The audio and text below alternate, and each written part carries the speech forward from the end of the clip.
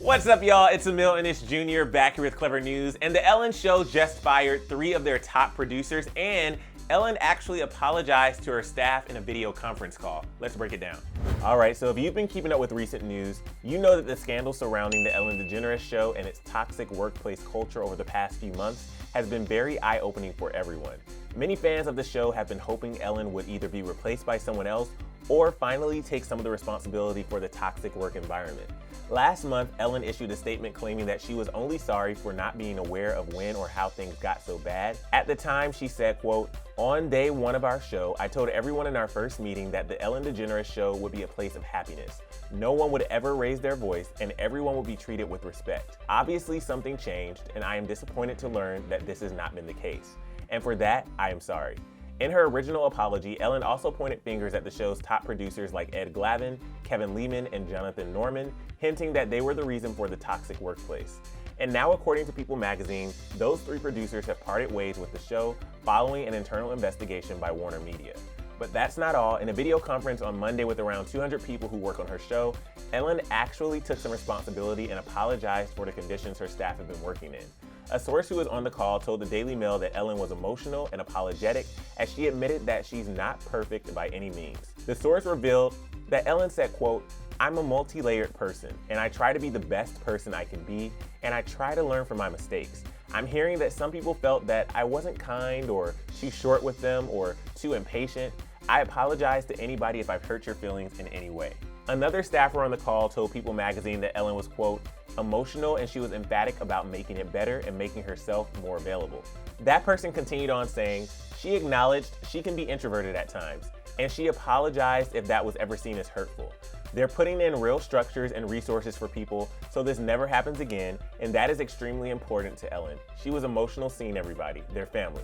In Ellen's apology, she also admitted that the show had alienated employees and guests by shifting shooting timetables at short notice and pledged that going forward, the show will stick to agreed upon timetables. And this person said that Ellen told staff that she's, quote, "been dying to see them, that she couldn't because of the investigation, and she really wanted them to hear from her that this is a reset. Things are changing and things are going to be better moving forward," and she committed to that.